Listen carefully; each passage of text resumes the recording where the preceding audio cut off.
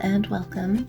My name is Sheena Perrell and I'm an author, knitter, and obsessive planner. This week I'm showing you my Q3 reset for my catch-all personal planner. And if you were here for stickers and doodles, then you're in the wrong place. I'm an extremely functional planner, and when I do use stickers to decorate and code things like appointments, then those are added after the fact. The information is the important thing for me. And if you hear background noise, that would be my Maine Coon Grim, who is currently obsessed with part of my stash, and I don't have another place I can move it to where he can't get to it at the moment. So I'm sorry about that. He's been dragging it all over my room this morning for some reason. So I've decided that my planner needs a bit of a refresh, so I'm starting from scratch. This is my current setup, which is mostly made up of Happy Planner products with a few knockoffs and some stuff that I've made myself thrown in. If you've been here before, then you know that I love my disc-bound notebooks. Last year I was all about the Happy Planner, but I haven't been crazy about any of their 2023 products, so we're mostly going with repurposed content, other brands, or stuff that I've set up myself. I will link to as many items as I can down in the description. If you're unfamiliar with my setup, then the front half of my planner is more of a bullet journal, and I have a regular laminated cover that divides my lists and ideas from my regular planning pages. So let's start by taking this all apart. I am going to reuse the same cover, but I want to swap out the discs for something new. The old discs are a combination of Happy Planner expander discs in purple, and the black ones I think are from Staples or Office Max or something, but they're just one of the standard office supply brands here in the US. The new discs came from a different Happy Planner that I got last year. And let's see if we can get away with medium discs this time instead of the expander discs.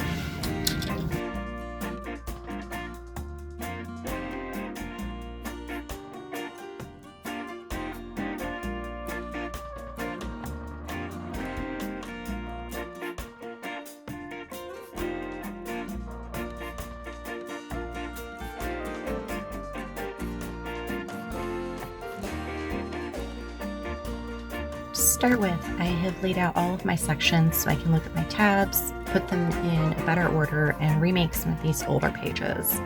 These dividers are all just what I had on hand. They're different pieces that came in various planners and notebooks and kits, along with a couple of stencils. So first I'm going to give myself a new deadlines page, which is always the first page in my planner. These are hard deadlines that won't be moving. Now currently I don't really have any set for Q3, but I like to have it top on the list, that way I can add to it as things come up. So the pens that I'm using for this are just my basic ones. When I use ballpoint pens, I'm always using the Pentel Energel. I have these in blue, black, pink, and purple. I can't find a purple one at the moment, so I'm just going to use the pink one for right now. And then I also have a Lamy fountain pen. It just has some black ink in it. I think it was a sample that I got. And I use this one a lot. I really like the Happy Planner pages specifically because they work well with fountain pens.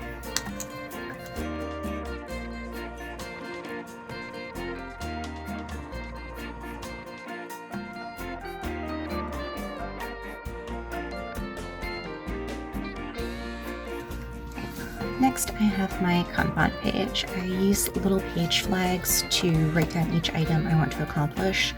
Goals go at the top, and then the stuff that's in progress goes in the bottom, and then anything I've completed or decided not to do goes on the back.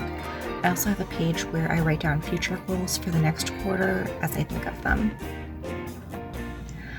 Right now I'm just cleaning this up a little bit. I have a lot of carryover from last quarter, unfortunately. March, April, and the first part of May were just really difficult in a lot of ways, so I wasn't as productive as I would have liked to be.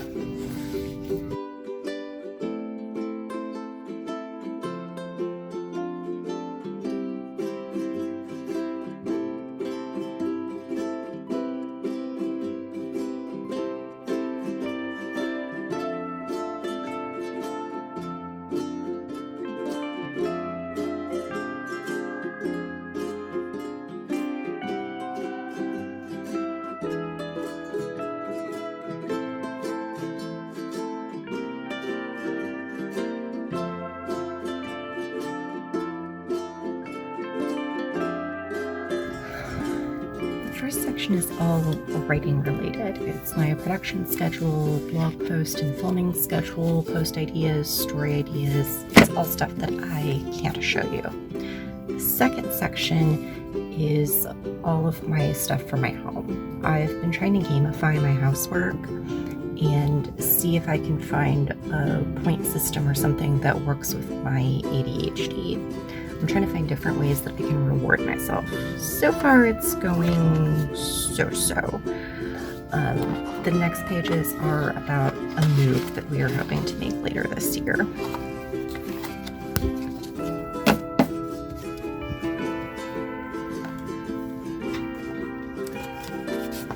This section is all coming out.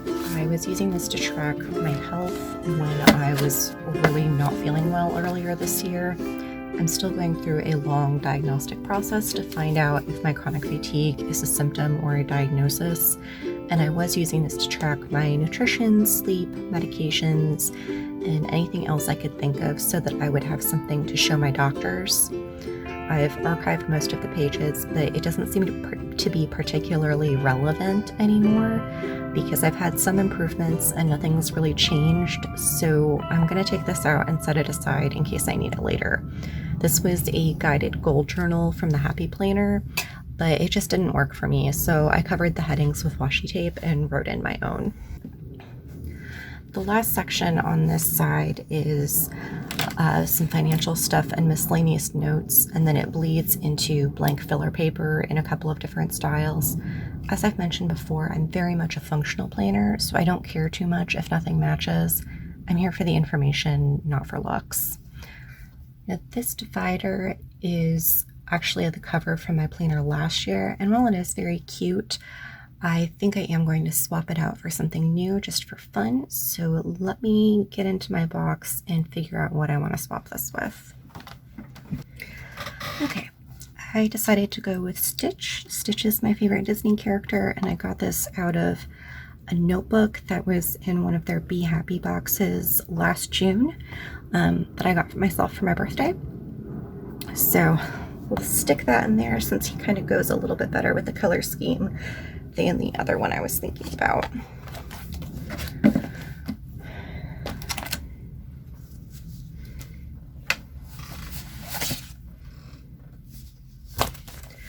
And here we have the meat of things.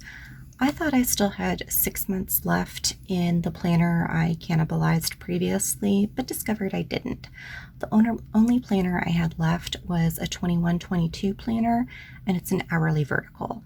I thought I'd bought a regular vertical, and I don't mind redating old planners, but the more I looked at the hourly workout, the more I decided it's just not going to work for me right now. I'll save those pages for later. So now I have a Happy Planner that I use at work, and at the end of last year I bought their Work Plus Life Planner. It's very neutral with a plain black cover. However, it turned out that I absolutely hated the cardboard cover because it felt cheap and it wouldn't let me fold the pages back to take notes more easily. I also never needed as much room as I had, so a lot of it went to waste. So I've taken out July through December, and those are going to go in here instead since it's a classic vertical layout. Now let's get some of this stuff filled out and put into the notebook.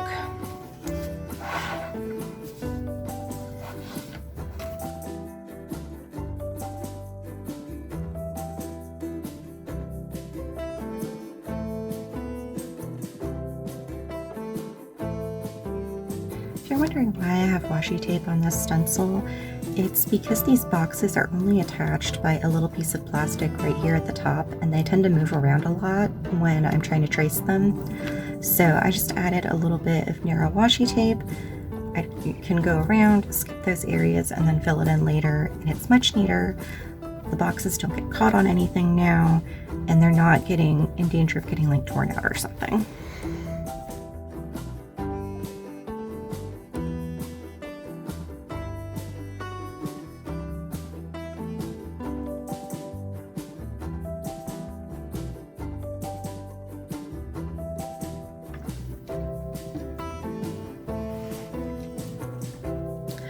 And this is my new work planner.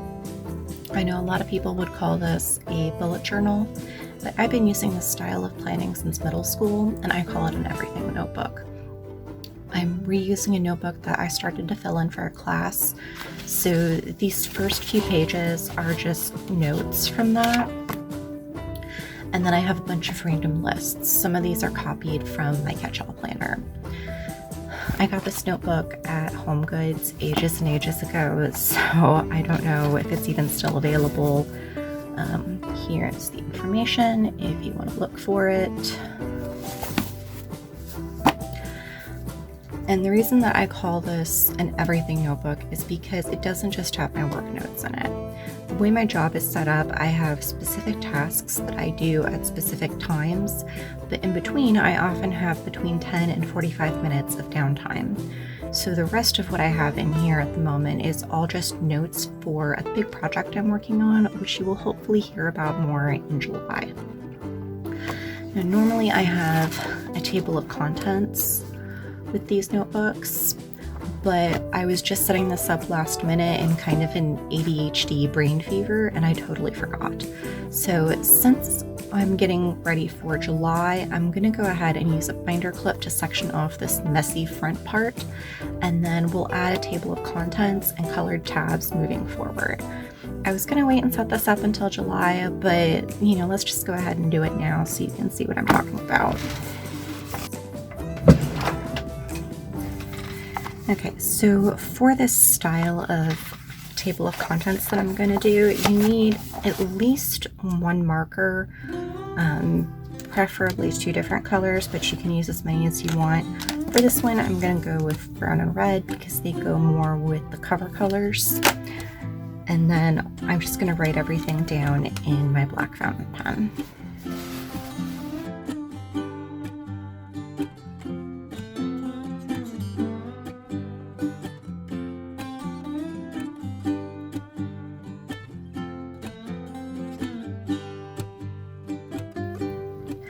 I'm a Monday start type of person, especially in my work planner.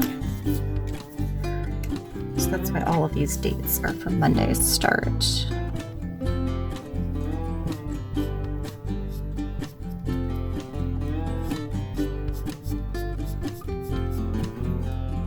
And you can be as neat or as messy with this as you want. Like I said, I'm not here for the aesthetic, I am here for the information.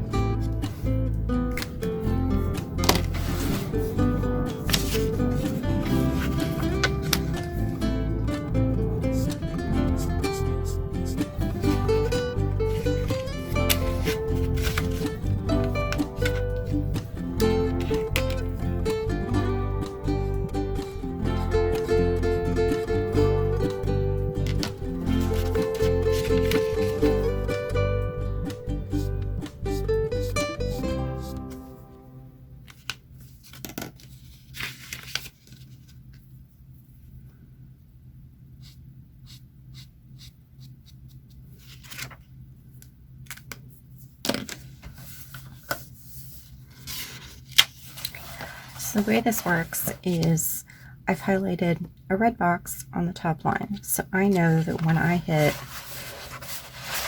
this works better when I have more pages in it, but when I see that red box on the top line, I know that's this week. And if I go down to where it's on the next red box, then I know it's going to be this week. And you just continue doing that all the way down. And it becomes really easy to just flip through and find what pages you're looking for, especially if you've color-coded the different sections and you just know, like, oh, green is all of my budget stuff. You can just flip directly to the green section.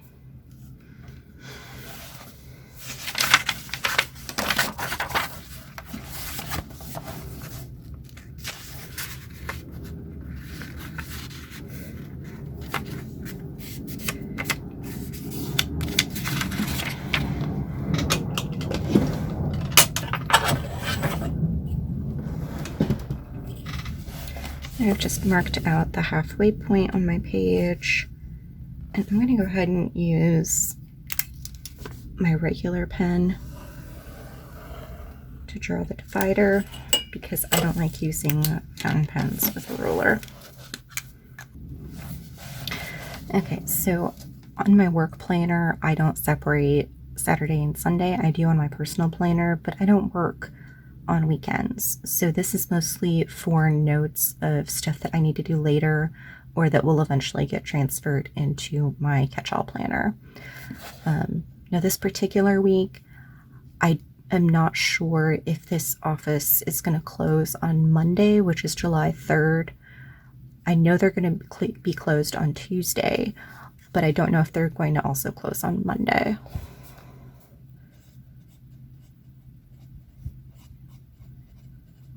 So I'm leaving Monday blank for right now because usually I go in on Mondays and Wednesdays, and then the rest of the time I work from home. So we're going to leave that as is. And then on this side, I do my daily tasks. I just tried to combine daily and tasks into one word. That's okay. Like I said, we're not here for the aesthetic. So these are my daily tasks. I do have Monday tasks, but like I said, I don't know if they're going to happen on Monday or on Wednesdays. So I'm going to write them under Monday, and we'll just know that they're moving to Wednesday if that's the way it works.